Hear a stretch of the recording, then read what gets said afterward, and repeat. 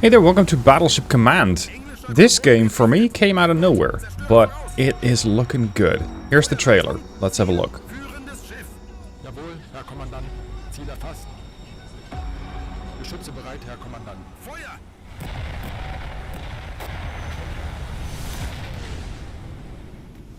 Ziel zerstört! Mein lieber Karl, die Zeitungen sprechen von Siegen. Doch ich höre nur das Donnern der Kanonen, vermischt mit dem Aufruhr der Wellen.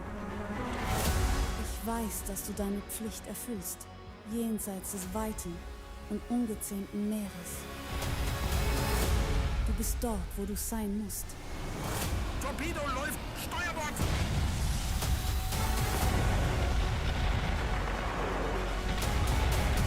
Ich glaube an deine Stärke. Und bewahre die Gewissheit, dass du zurückkehren wirst. Dieses Band der Hoffnung trägt mich und ich halte mich daran mit meinem ganzen Herzen fest. Ich warte auf dich. Alles andere zählt nicht.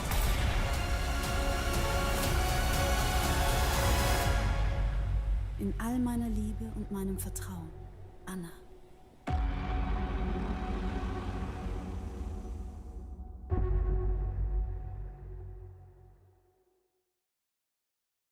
Looking good, right? Now, I don't know the release date of this thing. There is no scheduled release date as of right now. But the Steam page at least says, commit the mighty Scharnhorst in this immersive World War II naval simulation. Walk her decks in first person, control gunnery, radar, navigation, and lead your fleet through the Atlantic, Arctic, and Mediterranean. Battle convoys, outwit enemies, and survive the stormy seas of war. That is all sounding really good. When I showed this to some of my friends, they said, this is not Silent Hunter, this is Loud Hunter. It's a fairly apt description. Because, hey, you're the Scharnhorst. And yes, you can have a discussion in the comments whether Scharnhorst was a battle cruiser or a battleship, but according to this game, it's a battleship.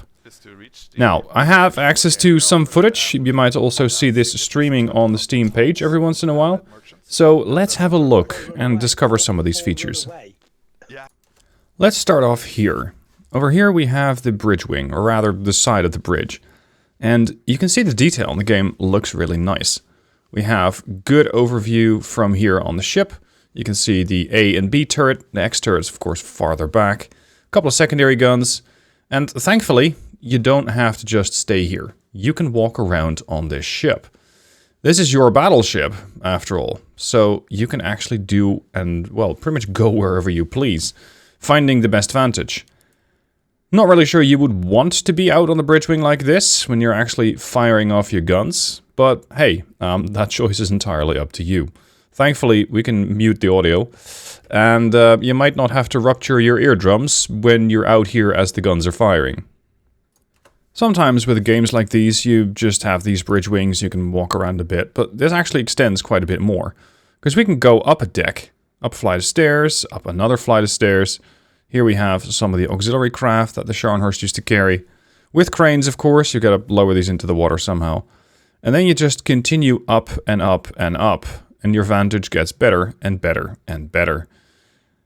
I mean, gotta love it. Just walking around on the battleship like that. I saw some comments on the release trailer saying, hey, can we get this in VR? That would be even better, because then it gets even more immersive. Yeah, that'd be great. Now, as you can see, you can just draw up the instruments from here. So you don't have to be at the instruments yourself. You can just say, hey, I want to change my speed, I want to change my course. And with that, you don't have to worry about being at a control station. So pretty much from wherever you are, you're able to control the ship as you see fit. Really nice feature. Of course, you don't have to do all of your navigation alone. Over here, you can see the map. And if the entire of the map is accessible like this, well, we got places to go. Over here you're out to the west of Norway and you are assigned a patrol. We are to hunt for a convoy. So you can just assign a couple of waypoints telling your ship where to go. And with that, you don't have to do all the navigation yourself. You don't have to plot your own course. I imagine you could if you would want that level of immersion. But for me, I'm just going to use a couple of waypoints and I'll just probably use some time acceleration in order to get there. Because things at sea take typically a little longer than you might like. In the game, you might be in Commander Scharnhorst, but of course she's not operating alone, wouldn't strictly be safe. In this case, there's a couple of ships around, and you can order those about. It's not the same level of control as you do have with your own ship. So, for example, you got the buttons here, hold fire, choose target at will, stay in formation. These orders are going to impact how the ships act. And I imagine that on the map, you can also figure out how you want them positioned in your formation. But overall, these will act as AI ships. So let's hope that they have an okay AI system. Because in naval games, AI systems typically can be quite difficult. Sometimes navigation doesn't work as well as you'd like. They can run into things. I wonder how that's going to go in this game. A little later, they've arrived in the targeted area, and you can see that now with the control key, you can assign where you want your other ships to shoot. This is going to give you far more control so that not all of your ships engage one ship, and you might be able to spread out your fire, damaging everybody a little bit. Or you can say, nope, I want everybody to shoot at my target. Very important distinction here. Let's move on to fire control. I'm going to let the dev explain this part. So here we are, okay, cool. Up on the fire director station. And we can see that the guns are controlled by this one. And this is one of the main systems of the game that has where I've put in a lot of work to simulate the main fire control system and the auxiliary fire control system and all the ways that you can set up this system, because you can engage multiple targets at the same time and use the main battery and the secondary battery. Let's see. So let's zoom in here, and I'm going to. Oh, that's probably not a warship. Here we have a ship firing. So I'm going to click on that one. Ooh. There we go. Missed. So now I locked to this target, so I don't have to turn the fire director all the time. And let's see what we can figure out about this ship. It looks quite small. Really hard to say where it's heading, but it looks like it's the front end of a destroyer of some sort. And to fire at these targets, we need to feed in some data into this fire control computer. Yeah. Because you know, it's a moving target and it's very far away. And these shells that we fire, they travel fast, extremely fast. But the distances, they are still like 15 kilometers, so it still takes half a minute for the shells to reach the target. So that means that the target has moved quite a bit, you know. So first thing we need to figure out is the distance to the target. So then we can use this stereoscopic rangefinder, which will create like a ghost image. It can be quite hard to see here when it's so far away. Yeah, I can see. Yeah. You can see there's double images. So then what I do is I use my keyboard here to line up the ghost image on the actual ship, and then it's some trigonometry where the angles of these two optics are measured against the base length of the stereoscopic rangefinder, and in that way we get a distance. But see, we're still very far away, so it's extremely difficult to focus on the ship and get the range. But I think somewhere around here, 18,000 meters. Luckily, we also have some of the interesting systems that were developed during the Second World War, which is the radar. So I'm going to turn on this one. It takes a little while to warm up, but it's much more precise because it sends out these radar waves, and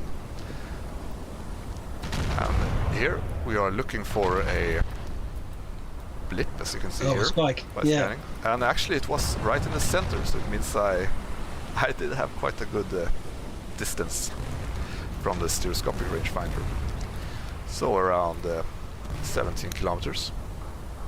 And and this data is fed into the target range here in the rangefinder. I don't know if you noticed that this dial here is turning as we measure the range with the rangefinder. Next, we need to set the heading of the target ship in relationship to our own ship, and it's heading straight towards us. So I'm going to turn this one that it points straight towards us here. Then target speed. It's just a little bit of guesstimation here, but it looks like a small destroyer, so let's just guess it around 20 knots. And with that data fed in, we are pretty much ready to start firing. We might need to update the range a bit here. Like so. And let's fire off the guns by clicking the fire buttons here on each turret. You can see that they are loaded and ready to fire. And then comes the interesting part. Then you have to wait almost half a minute here and see if you can spot your own splashes. And then 45 minutes later, yes, we have successfully sunk our own ship. Exactly. Oh, but there was a big explosion. But, yeah, you had 3 misses though. Yeah, right. I have no idea if it was we who hit or if it was that cruiser. I think this whole setup looks fantastic.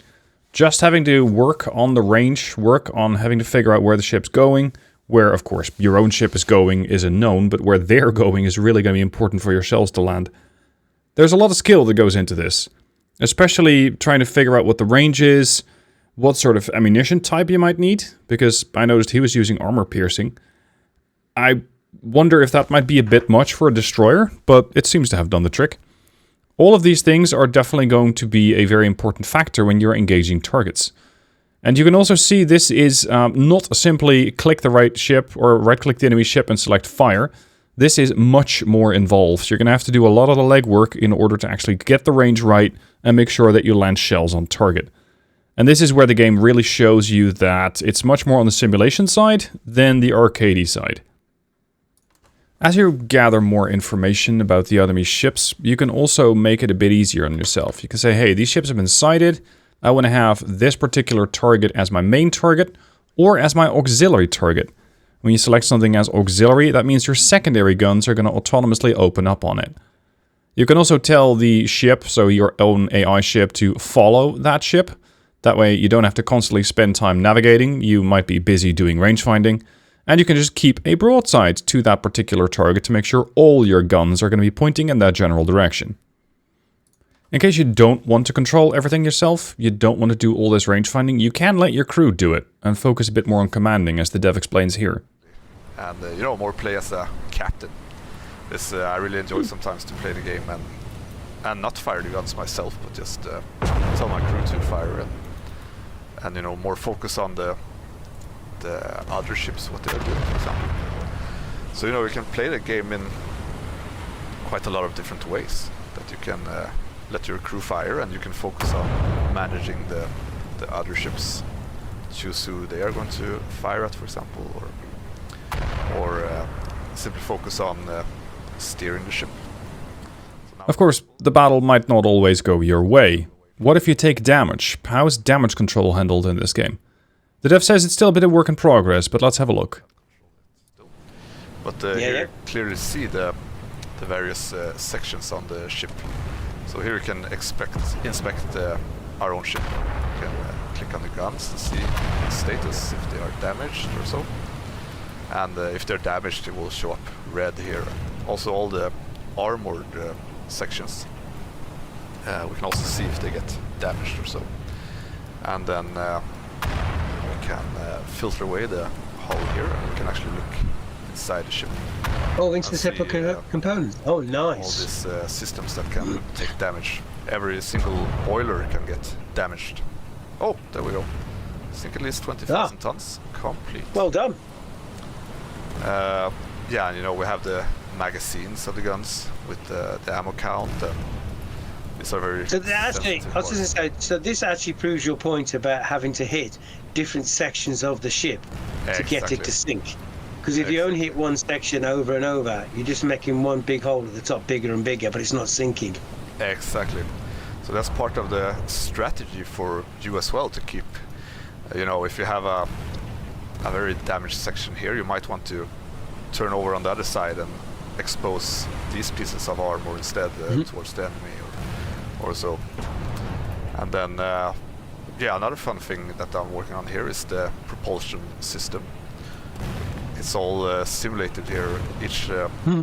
Every single boiler is simulated, and the oil pressure of them, and we can actually take direct control of individual boilers to travel more oil efficient. For example, you will want to shut off a few boilers to save fuel, and we can also control the individual shafts. So you see the ship has 3 propeller shafts. Yeah. And we can, if one of them gets damaged, for example, you might want to add some extra throttle to that specific engine line, for example. So if some boiler gets put offline, you might want to add extra throttle to one side of the ship. I don't know, if one of the turbines gets damaged and it spins slowly, then you will have the problem that the ship starts to drift to one side. So then you have to compensate with the rudder or slow down the other propellers, for example. So this. Yes, please. Holy shit, this level of detail. Adjusting your own boilers, your oil pressure, making sure that the ship isn't going to be drifting, for example, because you've taken damage and you need to manually compensate for that. I love this stuff. Especially as I have a boat myself, I'm really interested in all of this stuff as well, so that definitely helps. It might not be for everyone, so I wonder if this is going to be a setting that you might be able to turn on or off, or let's say have auto crew to prevent you from having to do everything. A ship is a very complex, yet simple mechanism, so to speak, so this might not be for everybody. Maybe there is a way to automate it, if you don't feel like actually doing that yourself. But wait, there's more. What about aircraft? Very important asset in World War II, and you will have to deal with them. So, yeah, and then we also have, aircraft played a big part of the naval warfare. So you will encounter aircraft carriers and airplanes coming to chase you. So we also have a director for controlling the anti-air guns. And yeah, this is also quite enjoyable. It's not as highly simulated as the fire control computer of the main battery, but there is still a small fire control computer here. So yes, aircraft, or rather anti-aircraft, is covered too. I for one am definitely excited to see this game. Again, I don't know a release date, all of that is to follow. So it might still take I don't know, a year, a half a year, 3 months, I don't know, we'll just have to wait and see. Graphics look good, gameplay looks good, it's simulating a battleship and you're in control of it. What's not to like? Let me know what you think, down below in the comments. Do you think this is a battleship? Do you think this is a battlecruiser? Let's start there. But also, what do you think about the gameplay? Let me know, down below in the comment. Thank you for watching, thank you Microprose for giving me some extra footage to work with, and I'll see you soon for additional videos.